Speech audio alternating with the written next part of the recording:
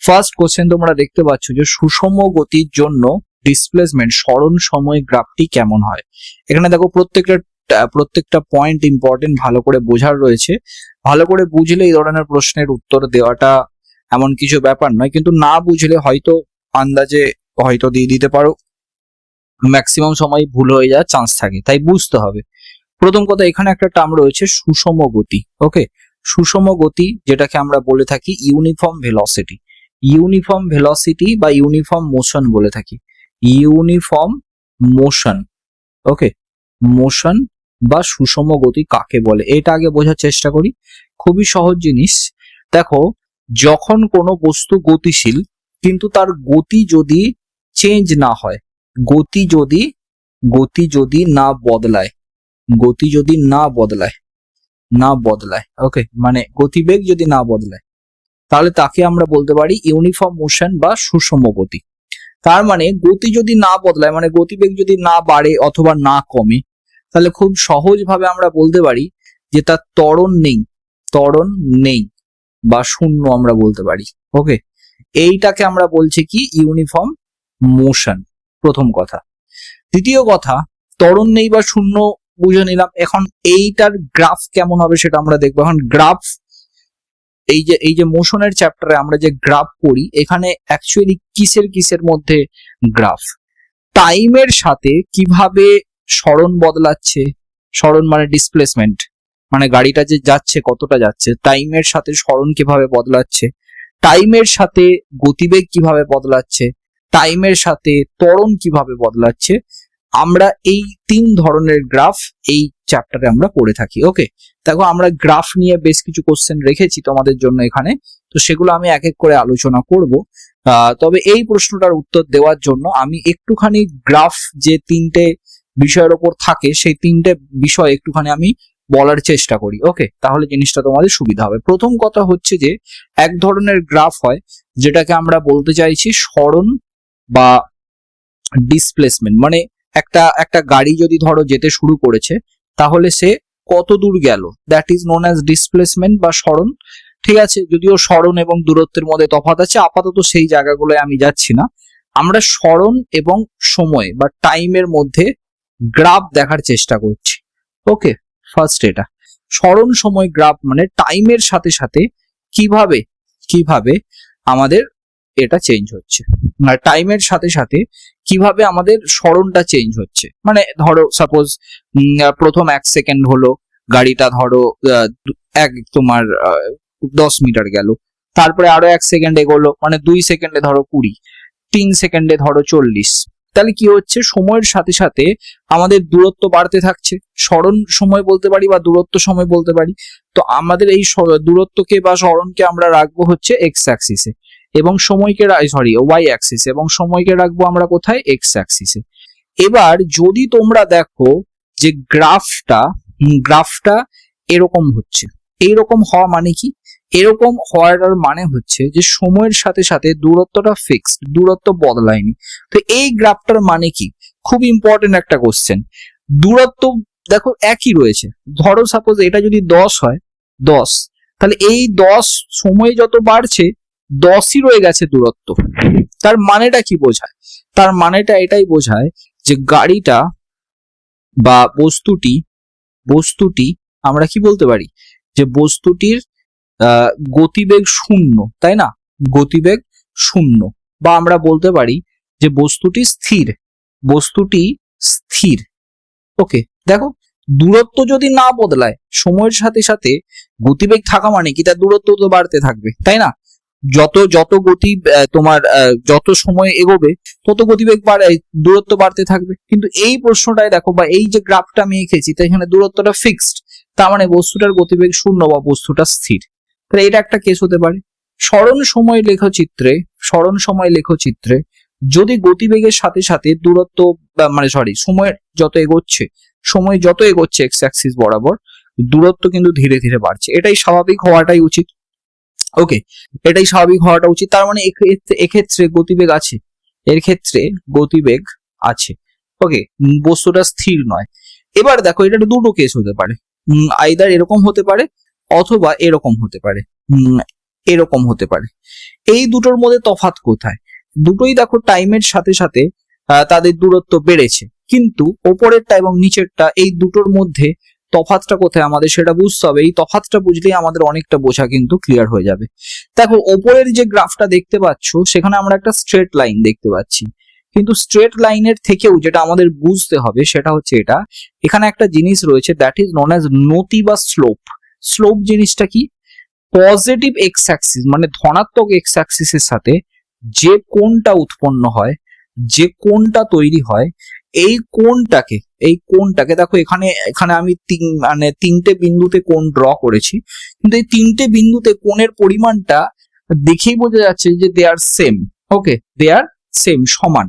তাহলে আমরা বলতে পারি এই কোণটারই অ্যাকচুয়ালি ট্যান থিটাকে নতি বলি। আপাতত আমি কোণটাকেই নতি হিসেবে যদি আমি কনসিডার করে নিই, তাহলে এই লাইনটার পুরো লাইনটার মানে নতি একই, তাই না? পুরো লাইনটার নতি একই। তাহলে নতি একই মানে কি বোঝায়? অ্যাকচুয়ালি নতি বলতে বোঝায় ডি মানে ওয়াই অ্যাক্সিসে যেটা আছে ডিভাইডেড বাই এক্স অ্যাক্সিস। নতি বলতে কি বোঝায় আমি বললাম যে ওয়াই অ্যাক্সিসে যেটা আছে ডিভাইডেড বাই এক্স অ্যাক্সিস। তো এক্ষেত্রে ওয়াই অ্যাক্সিসে রয়েছে ডিস্টেন্স এবং এক্স অ্যাক্সিসে রয়েছে টাইম। তার মানে এক্ষেত্রে ডিস্টেন্স বাই টাইম বোঝানোর চেষ্টা হচ্ছে, এবং ডিস্টেন্স বাই টাইম কথাটার মানে হচ্ছে আমরা সবাই জানি গতিবেগ। তার মানে এইখানে নতি অ্যাকচুয়ালি স্মরণ সময় লেখচিত্রে নতি অ্যাকচুয়ালি কাকে ডিনোট করছে? নতি অ্যাকচুয়ালি ডিনোট করছে গতিবেগকে। বোঝা গেল? তাহলে গতিবেগ এখানে দেখো নতিটা একই, এই কথাটার মানেই হচ্ছে গতিবেগ একই। বোঝা গেল?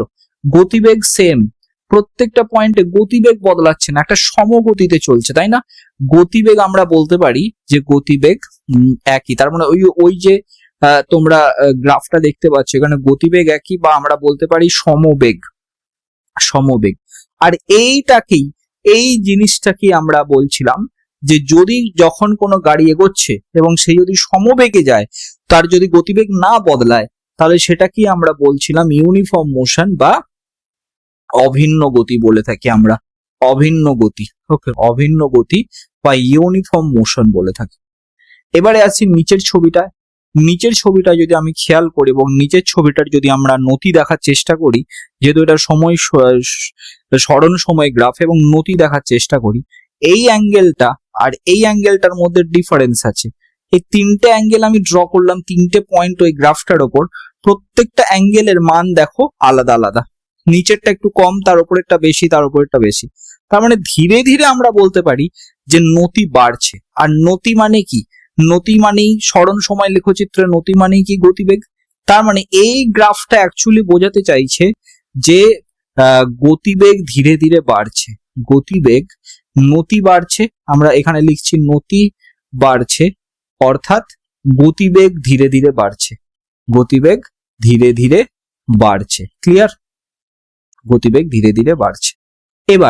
এবার দেখো, যদি এরকমটা হয় যেখানে নতি ধরো সাপোজ বাড়ার জায়গায় কমছে, এই রকমটা হয়, তাহলে কি হচ্ছে দেখো, আবার বলছি কোন অ্যাঙ্গেলটা? পজিটিভ এক্স অ্যাক্সিসের সাথে যে অ্যাঙ্গেল, যে কোনো বিন্দুতে ওই গ্রাফটার ওপর আমরা যদি একটা স্পর্শক ড্র করি, তাহলে পজিটিভ এক্স অ্যাক্সিসের সাথে যে অ্যাঙ্গেল, সেই অ্যাঙ্গেলটা কি আমরা বলছি যে সেই অ্যাঙ্গেলটাকেই আমরা কি বলছি? সেই অ্যাঙ্গেলটাকেই বলছি নতি।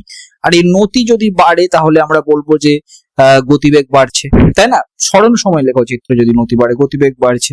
স্মরণ সময় লেখচিত্র যদি নতি কমে, তাহলে আমরা বুঝবো কি? যে গতিবেগ ধীরে ধীরে কমছে। আচ্ছা, গতিবেগ ধীরে ধীরে বাড়ছে কথাটার মানেই হচ্ছে যে ত্বরণ আছে, তাই না? গতিবেগ বৃদ্ধির হারকেই তো আমরা বলি ত্বরণ।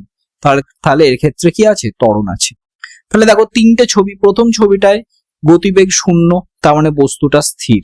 দ্বিতীয় ছবিটায় গতিবেগ বাড়ছে কিন্তু একইভাবে বাড়ছে, তাই দ্বিতীয় ছবিটায় তোমার দূরত্ব বাড়ছে, তার মানে গতিবেগ একই বা সমবেগে চলছে, অভিন্ন গতি আমরা বলতে পারি বা ইউনিফর্ম মোশন আমরা বলতে পারি। আর নিচের ছবিটা আমরা যদি দেখি, ওটার মধ্যে ত্বরণ আছে। ঠিক আছে? তাহলে এবার আমরা এই প্রশ্নটার উত্তর ইজিলি দিতে পারবো যে এইখানে ইউনিফর্ম মোশন কোনটা হবে। প্রথম কথা, আমরা যদি নতির দিকে তাকাই, তাহলে এই নতিটা আমরা দেখতে পাচ্ছি সেম আছে। ইয়েস আর নো? এই নতিটা যেহেতু সেম আছে, তাহলে এটাই ইউনিফর্ম মোশন হবে। এখন দেখো এইখানে নতি কিন্তু আলাদা, প্রত্যেকটা জায়গায় নতি ধীরে ধীরে বাড়ছে, আমরা বলতে পারি এখানে অভিন্ন গতি নয়, এখানে গতিবেগ বাড়ছে, এখানে ত্বরণ রয়েছে, তাহলে এটা উত্তর হবে না।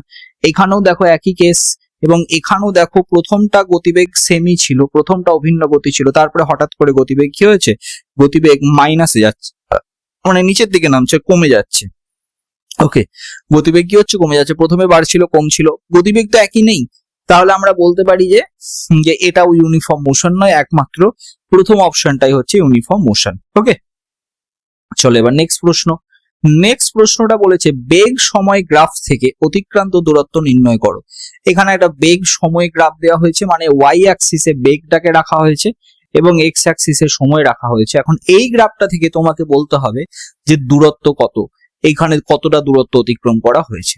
খুবই ভালো প্রশ্ন, কারণ মন দিয়ে বেশ কিছু জিনিস শোনার চেষ্টা করবে, তাহলে আমাদের ব্যাপারটা বুঝতে সুবিধা হবে। প্রথম কথা হচ্ছে যে আমরা এর আগের স্লাইডে আমরা যা যা করলাম সেটা হচ্ছে সরণ সময় গ্রাফ, এবং সরণ সময় গ্রাফের যে নতি, সেই নতিটা অ্যাকচুয়ালি গতিবেগকে ডিনোট করে আমরা বলেছি। এবারে আমরা চলে আসি যে বেগ সময় গ্রাফ, বেগ বা ভেলোসিটির সাথে সময়ের গ্রাফ আমরা দেখার চেষ্টা করি, সময় বা টাইম। ওকে, টাইম, এইটার গ্রাফ আমরা দেখার চেষ্টা করি, তাহলে কিরকম দেখতে হয়। তো এক্ষেত্রে আমি ওয়াই অ্যাক্সিসে রাখবো গতিবেগকে এবং এক্স অ্যাক্সিসে রাখবো টাইমকে। তাহলে দেখো আমি যদি প্রথমে এইরকম একটা গ্রাফ ড্র করি, এটা কি বোঝাচ্ছে, এটা বোঝাচ্ছে যে টাইম যত বাড়ছে গতিবেগ এটা দেখো, এটা যদি গতিবেগ ধরো 50 কিলোমিটার পার সেকেন্ড হয়, এই লাইনটা মানে এই পয়েন্টটা যদি 50 হয়, দেখো সময় যত বাড়ছে গতিবেগ কিন্তু একই আছে, তাই না? তাহলে গতিবেগ এই ক্ষেত্রটাতে আমরা বলতে পারি এটা কি ধরনের ছবি, যেখানে গতিবেগ একই আছে, গতিবেগ একই আছে মানে কি, আমরা বলতে পারি যে সমগতিতে চলছে মানে আমরা এই ধরনের গতিকেই বলছিলাম ইউনিফর্ম মোশন। স্যার আপনি দুটো ইউনিফর্ম মোশনের ছবি দেখালেন কেন, দুটো দুরকম দেখালেন? না, একদমই দুরকম দেখায়নি। এটাও ইউনিফর্ম মোশনের ছবি আর এটাও ইউনিফর্ম মোশনের ছবি। পার্থক্যটা কোথায়? পার্থক্যটা হচ্ছে এটা সরণ সময় ছবি, সরণ সময়ের ক্ষেত্রে সরণ সময় গ্রাফ এটা, যেখানে ইউনিফর্ম মোশন এইভাবে দেখানো হয়েছে, আর এটা হচ্ছে গতিবেগ সময়ের গ্রাফ, সেখানে ইউনিফর্ম মোশনটা আমরা এইভাবে দেখাতে পারি। ওকে, এবার ধরো সময়ের সাথে সাথে যদি গতিবেগ বাড়ে, ছবিটা কিরকম হবে? ছবিটা হবে এরকম, সময়ের সাথে সাথে গতিবেগ বাড়ছে, তাই না? এদিকে গতিবেগ আছে আর এদিকে টাইম আছে। তাহলে এখানে আমরা বলতে পারি যে গতিবেগ বাড়ার কেস, গতিবেগ বাড়লে কি হয়, গতিবেগ আমরা বলবো বাড়ছে, এবং গতিবেগ বাড়ছে এবং আমরা বলতে পারি যে ত্বরণ আছে, তাই না? কারণ গতিবেগ বৃদ্ধির হারই হচ্ছে ত্বরণ। এবং একটা মজার জিনিস লক্ষ্য করো, এর ক্ষেত্রে স্লোপটা কি হবে? এর ক্ষেত্রে স্লোপ, এই যে স্লোপটা আমি কি বলেছি যে কোনো স্লোপ বা নতি ওয়াই অ্যাক্সিসে যেটা আছে ডিভাইডেড বাই এক্স অ্যাক্সিসে যেটা আছে, এখানে ওয়াই অ্যাক্সিসে কি আছে, গতিবেগ আছে, আর এক্স অ্যাক্সিসে কি আছে, টাইম আছে। এখন গতিবেগ বাই সময় আমরা সবাই জানি এটাই হচ্ছে ত্বরণ, তাই না? ত্বরণ, তার মানে আমরা বলতে পারি যে এখানে গতিবেগ বাড়ছে এবং এই নতিটা অ্যাকচুয়ালি ত্বরণকে ডিনোট করছে। কিন্তু এবার এটা দেখার পালা যে এই নতিটা কি প্রত্যেকটা পয়েন্টে সেম আছে না আলাদা আছে। উত্তর হবে প্রত্যেকটা পয়েন্টেই সেম আছে, তার মানে ত্বরণ একই আছে। ত্বরণ প্রথম কথা আছে, কিন্তু ত্বরণ একই আছে, সমত্বরণ আমরা বলতে পারি। ঠিক আছে, ত্বরণ আছে বাট সেটা কিরকম, সমত্বরণ। এবার ধরো আমি এমন একটা গ্রাফ ড্র করার চেষ্টা করছি ভেলোসিটি টাইমের। ওকে, ভেলোসিটি টাইমের গ্রাফ আমরা একটা আঁকার চেষ্টা করলাম এবং এই গ্রাফটা হচ্ছে এরকম।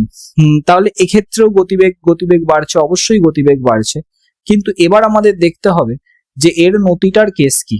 গতিবেগ বাড়ছে কিন্তু নতিটা দেখা যাক। স্যার নতিটা আপনি যদি দেখেন তাহলে নতিটা ধীরে ধীরে বাড়ছে, এবং নতি বাড়া মানে আমরা বলতে পারি যে নতিটাই যদি বেড়ে যায়, ভেলোসিটি টাইম গ্রাফের ক্ষেত্রে নতি ত্বরণকে বোঝায়, তার মানে আমরা বলতে পারি যে ত্বরণ বাড়ছে। ইয়েস আর নো, ত্বরণ বাড়ছে, তাই না? সমত্বরণে নেই, আমরা বলতে পারি অসমত্বরণ। ঠিক আছে, তাহলে দেখো এই গ্রাফগুলো থেকে, ভেলোসিটি টাইম গ্রাফগুলো থেকে যদি পরীক্ষায় প্রশ্ন দেয় তোমরা তখন ইজিলি করতে পারবে। এবার এখান থেকে আরো একটা বিষয় তোমাদের জানতে হবে, ভেরি মাচ ইম্পর্টেন্ট, মন দিয়ে শুনবে। ওকে, সেটা কি? সেটা হচ্ছে যে কোনো velocity time graph velocity time graph এর যে নতি সেটা আমরা দেখলাম যে নতি মানে y/x এবং ত্বরণকে ডিনোট করছে। এবার ভেলোসিটি টাইম গ্রাফে যদি ধরো এটা একটা ভেলোসিটি টাইম গ্রাফ হয়, চলো এটা এখানে নিচে আমি লাগিয়েই দিলাম, না লাগালেও কোনো অসুবিধা ছিল না। এইখানে যে এই যে গ্রাফটা রয়েছে, বা চলো এরকম ভাবে না এঁকে আমি একটু অন্যভাবে আঁকার চেষ্টা করি তাহলে তোমাদের সুবিধা হবে। ধরো সাপোজ এইখানে যে গ্রাফটা রয়েছে সেটা এরকম একটা গ্রাফ এসছে, ওকে। নাও এই গ্রাফটার যে তলায় যে ক্ষেত্রফলটা রয়েছে, এই ক্ষেত্রফলটা অ্যাকচুয়ালি কি ডিনোট করছে, দ্যাট ইজ মাই কোশ্চেন। এই ক্ষেত্রফলটা ডিনোট করছে, মনে রাখতে হবে যে গ্রাফের নিচে ক্ষেত্রফল ভি গুণিত টি কে ডিনোট করছে, ভি গুণিত টি। নতি কাকে ডিনোট করছিল, ভি ডিভাইডেড বাই টি মানে ত্বরণকে ডিনোট করছিল, কিন্তু গ্রাফের নিচে ক্ষেত্রফলটা হবে ভি গুণিত টি। আর ভি গুণিত টি কি হয়, গতিবেগে ইনটু সময়ে তোমরা দেখবে যে সরণ হয়, ওকে। তার মানে যদি আমাকে কোন একটা গ্রাফ দেওয়া থাকে আর আমাকে সরণ বের করতে বলে, এবং কিসের গ্রাফ দেওয়া থাকে, ভেলোসিটি টাইম গ্রাফ দেওয়া থাকে, এবং যদি আমাকে সরণ বের করতে বলে তাহলে ওই গ্রাফটার নিচে যে এরিয়া বা ক্ষেত্রফল সেটা নির্ণয় করার কথা বলছে। তো এটার উপর বেস করি দেখো এই প্রশ্নটা দেওয়া হয়েছে, একটা বেগ সময় লেখচিত্র দেওয়া হয়েছে, আমাকে অতিক্রান্ত দূরত্ব বলতে হবে। তাহলে বুঝতেই পারছো যে প্রশ্নটা কিসের উপর বেস করে, প্রশ্নটা হচ্ছে এইটার উপর বেস করে। তো আমাদের এরিয়া আন্ডার দ্য কার্ভ বের করতে হবে, মানে কোন এরিয়াটা বের করতে হবে, আমি স্পেসিফিক্যালি বলছি এই জায়গাটার এরিয়াটা বার করতে হবে, ওকে। এই পুরো এরিয়াটা বার করতে হবে। এখন পুরো এরিয়াটা বার করব কিভাবে, খুবই সহজ, একটুখানি জিওমেট্রি আইডিয়া লাগবে, আর কিছুই নয়। এই এরিয়াটার মধ্যে আমি যদি এই এরিয়াটাকে তিনটে ভাগে ভাগ করি, তাহলে এই 1 নম্বর 2 নম্বর এবং 3 নম্বর এই তিনটে জায়গা রয়েছে এবং তিনটে জায়গার এরিয়া আমার চাই। তার মধ্যে মাঝখানে 2 নম্বর জায়গাটা অ্যাকচুয়ালি একটা আয়তক্ষেত্র, এবং এই আয়তক্ষেত্রটার আমরা জানি আয়তক্ষেত্রের ক্ষেত্রফল বার করতে গেলে দৈর্ঘ্য গুণিত প্রস্থ করতে হয়। তাহলে এটার দৈর্ঘ্য হচ্ছে এইটা, এবং আমরা যদি নিচে মানগুলো দেখি তাহলে দৈর্ঘ্যটা 10 থেকে 20 মানে দৈর্ঘ্যটা হচ্ছে 10, তাই না, 10 থেকে 20 মানে মাঝখানে 10, তাই তো। এবং প্রস্থটা মানে এইখান থেকে এইটা, তাই না, এই দৈর্ঘ্যটা কত, এই দৈর্ঘ্যটা পাওয়া যাবে এই জায়গাটা থেকে, ইয়েস আর নো, এই জায়গাটা থেকে দেখো 0 থেকে 10 অব্দি উঠেছে, তার মানে এটাও হচ্ছে 10, তার মানে এটা অ্যাকচুয়ালি একটা আয়তক্ষেত্র নয়, এটা একটা বর্গক্ষেত্র 10/10। তার মানে এই এরিয়াটা হচ্ছে 100, ওকে। এই এরিয়াটা হচ্ছে কত, 100। একই রকম ভাবে আমরা যদি 1 নম্বরটা দেখি, অ্যাকচুয়ালি 1 নম্বর আর 3 নম্বর দুটোই হচ্ছে সেম, তাই 1 নম্বরটার ক্ষেত্রফল বার করলে 3 নম্বরটাও বেরিয়ে যাবে। 1 নম্বরটা যেটা দেখতে পাচ্ছ তোমরা, এটা অ্যাকচুয়ালি একটা সমকোণী ত্রিভুজ। এই সমকোণী ত্রিভুজের ক্ষেত্রে আমরা সবাই জানি সমকোণী ত্রিভুজের ক্ষেত্রফল বার করার সূত্র হচ্ছে হাফ ইন্টু ভূমি ইন্টু উচ্চতা, তাই না, হাফ ইন্টু ভূমি ইন্টু উচ্চতা। তাহলে আমাদের ভূমিটা কত দেখে নি, এটা হচ্ছে ভূমি, এটা কত 0 থেকে 10, তার মানে ভূমিটা হচ্ছে 10, এবং উচ্চতা বলতে গেলে এটা বোঝাচ্ছে এটাও তো 10, আমরা একটু আগেই দেখেছি। তার মানে half into 10 into 10, half into 10 into 10 মানে 50, তার মানে এইটা হচ্ছে 50, এবং একই রকম ক্যালকুলেশন, সেম ক্যালকুলেশন এটাতেও হবে এবং এটাও হবে 50, ওকে। তাহলে মোট এরিয়া যদি বলি তিনটে মিলিয়ে মোট এরিয়া দাঁড়াচ্ছে 50, 150 এবং 50, 200। তার মানে এইখানে দূরত্বটা হবে কত, 200। আশা করি সবাইকে বোঝাতে পারলাম। খুব সহজ প্রশ্ন, বাট তোমরা যারা সায়েন্স ব্যাকগ্রাউন্ডের বিশেষ করে নয় তাদের জন্য এগুলোই খুব কঠিন হয়ে দাঁড়ায়, ঠিক আছে, বা যারা হয়তো দীর্ঘদিন সায়েন্সের সাথে খুব একটা টাচে নেই তাদের জন্য এগুলো একটুখানি কঠিন হয়ে দাঁড়ায়, তার জন্যই বলে দেওয়া। চলো নেক্সট প্রশ্নে চলে যাব। একটি গাড়ি এ বিন্দু থেকে বি বিন্দুতে 40 কিলোমিটার/ঘন্টা বেগে সোজা যায় এবং 60 কিলোমিটার/ঘন্টা বেগে ফিরে আসে, সম্পূর্ণ যাত্রা পথে তার গড় গতিবেগ কত? খুবই ভালো প্রশ্ন। এই প্রশ্নটা পরীক্ষায় আসে এবং এই প্রশ্নটা পরীক্ষায় আসলে অনেকেই ভুল করে ফেলে, ওকে। সেই ভুলটা দূর করতে হবে, সেই ভুলটা দূর করার জন্যই তোমাদেরকে বেসিক্যালি এই অঙ্কটা বুঝতে হবে। একটা গাড়ি এ বিন্দু থেকে যাত্রা শুরু করে এবং 40 কিলোমিটার বেগে যায় এবং আবার ব্যাকে আসে 60 কিলোমিটার বেগে, সম্পূর্ণ যাত্রাপথে তার গতিবেগ কত? এখন দেখো জেনারেলি স্টুডেন্টরা কি করে, এটা যেটা করে থাকে যে 40 কিলোমিটার বেগে গেছে, 60 কিলোমিটার বেগে ফিরে এসছে, তাহলে 40 + 60 ডিভাইডেড বাই 2, দ্যাট ইজ 50 কিলোমিটার/আওয়ার। কিন্তু অ্যাকচুয়ালি 50 কিলোমিটার/আওয়ার উত্তর নয়। গড় বললে এটা বোঝায় না। দেখো খুব মন দিয়ে শোনার চেষ্টা করবে। অ্যাকচুয়ালি গড় বললে আমি সিম্পল গড় নিয়ে নিলাম, তাহলে উত্তরটা ভুল হয়ে যাবে। ওকে, একদমই ভুল হয়ে যাবে। এটার জন্য একটা ফর্মুলা রয়েছে, সেই ফর্মুলাটা আমরা অ্যাপ্লাই করব। কিন্তু ফর্মুলাটা অ্যাপ্লাই করার আগে এর ব্যাকগ্রাউন্ড স্টোরিটাও আমি তোমাদের একটুখানি বলে দিই, তাহলে তোমাদের ব্যাপারটা সুবিধা হবে। যদিও এই সমস্ত জিনিসগুলো ম্যাথমেটিক্স এর পার্ট। ওকে, ম্যাথমেটিক্সেও তোমাদের টাইম অ্যান্ড ডিস্টেন্স চ্যাপ্টারের মধ্যেও এভারেজ ভেলোসিটি থেকে প্রশ্ন আসে, তো সেখানে তোমরা আরো বিভিন্ন টাইপ নিয়ে আলোচনা করবে। আমি শুধু এখানে একটা বিশেষ টাইপ নিয়ে আলোচনা করছি, সেটা হচ্ছে যে সাধারণত যেগুলো দিয়ে থাকে, যে ধরো একটা গাড়ি সামথিং কিছু ভেলোসিটি নিয়ে এক্স কিলোমিটার পার ঘন্টা ভেলোসিটি নিয়ে একটা ডিস্টেন্স গেল, এবং আরো একটা ডিস্টেন্স গেল ওয়াই কিলোমিটার পার ঘন্টা বেগে, এবং দুটো ক্ষেত্রেই সে সমান ডিস্টেন্স অতিক্রম করলো, এটাও ডি আর এটাও ডি। তাহলে তার গতিবেগ কত হবে, তার গড় গতিবেগ কত? অ্যাকচুয়ালি গড় গতিবেগের একটা ফর্মুলা আছে। গড় গতিবেগের ফর্মুলাটা কি? গড় গতিবেগের ফর্মুলা হচ্ছে যে গড় গতিবেগ সমান হয়ে যায় মোট অতিক্রান্ত দূরত্ব। তাহলে এখানে দুটোই ডি, মানে 2D অতিক্রান্ত দূরত্ব অতিক্রম করেছে, ডিভাইডেড বাই মোট অতিক্রান্ত সময়। তো সময় কিভাবে বার করা যায়? এখানে তো সময় নেই। তাহলে দেখো ডি দূরত্ব এক্স কিলোমিটার বেগে যদি যায়, তাহলে সময় লাগে ডি বাই এক্স, এবং ডি দূরত্ব যদি ওয়াই কিলোমিটার গতিবেগে যায়, তাহলে সময় লাগে ডি বাই ওয়াই। তাহলে মোট সময় বলতে গেলে এটা বোঝাচ্ছে, তাই না? এবার দেখো আমি এখান থেকে যদি ডিটা কমন নিয়ে নিই, তাহলে আসছে D into 1/x plus 1/y। ওকে, তাহলে ডি আর ডি কেটে যাবে, তার মানে 2 divided by 1/x plus 1/y। ওকে, এটা একটু ক্যালকুলেশন করা যাক, তাহলে ক্যালকুলেশন করলে তোমরা নিজেরাই দেখতে পাবে এটা আসছে 2xy divided by x plus y। ঠিক আছে, তার মানে দেখো একটা গাড়ি যদি দুটো সমান দূরত্ব অতিক্রম করে, একটা x কিলোমিটার বেগে একটা y কিলোমিটার বেগে, তাহলে গড় গতিবেগ আমরা ডাইরেক্টলি বলতে পারি 2xy divided by x plus y। কখনোই x plus y divided by 2 করবে না, এটা আমরা ডাইরেক্ট ফর্মুলা ইউজ করতে পারি। আশা করি বোঝাতে পারলাম যে কিভাবে ফর্মুলাটা এসেছে। তাহলে আমি এখানে এবার এই পুরোটা মুছে দিচ্ছি, এবং আমি তোমাদেরকে বলছি যে সমান দূরত্ব অতিক্রম করলে, আমি ডাইরেক্টলি ফর্মুলা লিখছি, সমান দূরত্ব অতিক্রম করলে গড় গতিবেগ কি হবে? গড় গতিবেগ হবে দুটো, ধরো একটা এক্স রয়েছে একটা ওয়াই রয়েছে, দুটো ক্ষেত্রেই সমান দূরত্ব অতিক্রম করেছে, তাহলে গড় গতিবেগ হবে 2xy divided by x plus y। আর যদি ধরো তিনটে সেক্ষেত্রে হয়ে যাবে যদি তিনটে থাকে, তাহলে হয়ে যাবে 3xyz divided by xy plus yz plus zx। Okay, যদি তিনটে থাকে তাহলে আমরা এই ফর্মুলাটা ইউজ করব। এখন এটা কেন বললাম? এই অঙ্কটাতে অ্যাকচুয়ালি এটাই বোঝাচ্ছে।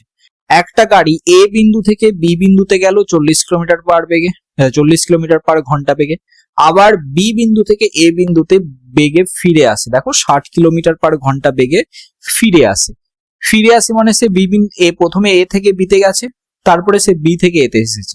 তাহলে দুটো ক্ষেত্রেই সে সমান দূরত্ব অতিক্রম করেছে। তাহলে যদি সমান দূরত্ব অতিক্রম করে, তাহলে আমি গড় গতিবেগের ক্ষেত্রে এই ফর্মুলাটা ইউজ করতে পারি। তাহলে এই ক্ষেত্রে উত্তর হবে 2 গুণিত 4 গুণিত 60 ডিভাইডেড বাই 40 প্লাস 60 মানে 100। ওকে, 100, দুটো শূন্য কেটে দাও, এখান থেকে দুটো শূন্য করে দাও, 2 4 8 6 48 কিলোমিটার পার ঘন্টা। বোঝাতে পারলাম? খুবই সহজ প্রশ্ন ছিল, বাট পেছনের থিওরিটা তোমাদের জানা দরকার ছিল, যেটা তোমরা আশা করি জেনে গেছো। ওকে, ঠিক আছে, চলো আজকের মতো লাস্ট কোশ্চেন এটা। ঠিক আছে, এইটা করে আজকের ক্লাসটা আমি শেষ করব। বাকি কোশ্চেন গুলো আমরা ধীরে ধীরে নেক্সট ক্লাসে করব। দুধ থেকে ক্রিম আলাদা হয়ে যায় ড্যাশ বলের কারণে। কোন বলের কারণে দুধ থেকে ক্রিম সেপারেশন করা যায়?